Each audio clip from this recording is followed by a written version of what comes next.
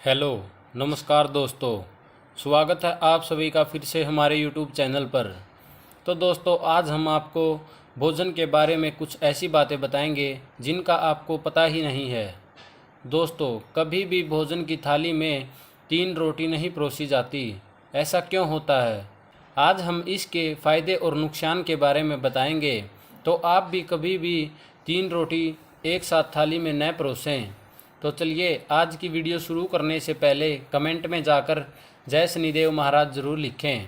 तो अंत तक हमारी वीडियो को ज़रूर देखना और साथ ही हमारे चैनल को सब्सक्राइब कर लें। तो चलिए, आज की वीडियो हम शुरू करते हैं। ज्योतिष और वास्तुशास्त्र की मान्यता के अनुसार भोजन करने या परोसने के कई नियम बताए गए हैं।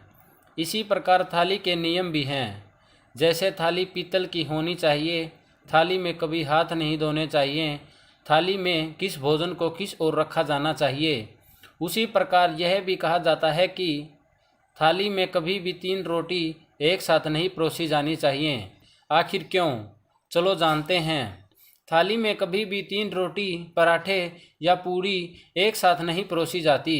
इसके पीछे पहली मान्यता यह है कि 3 एक विषम संख्या है जो अच्छी नहीं मानी जाती।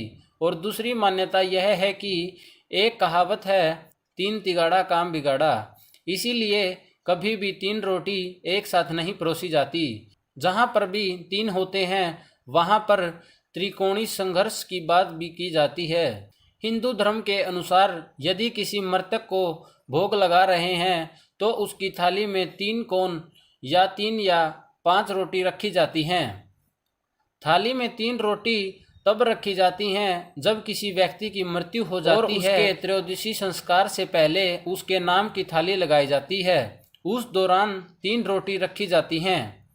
इसमें पहली कोई अग्नि और देव के लिए, दूसरा ऐरमा और पितरों के लिए और तीसरा गाय, कुत्ते और कौवे के लिए। तो कभी भी इस प्रकार से 3 रोटी एक साथ थाली में नहीं रखी जाती। हालांकि यह प्राचीन काल से ही प्रचलित है। जब भी भोजन करने बैठें तो पहले ग्रास गाय के लिए, दूसरा कुत्ते के लिए और तीसरा कौवे के लिए निकाल कर अलग रखने के बाद ही भोजन करना चाहिए, क्योंकि भोजन पर अग्नि के बाद उन्हीं का सबसे पहला हक होता है।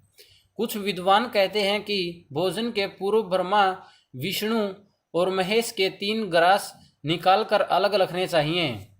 यह भी कहा जाता है कि शरीर को मात्र 2 रोटी की ही आवश्यकता होती है। इससे वजन कंट्रोल में रहता है और बीमारियों से ग्रस्त नहीं हो पाते।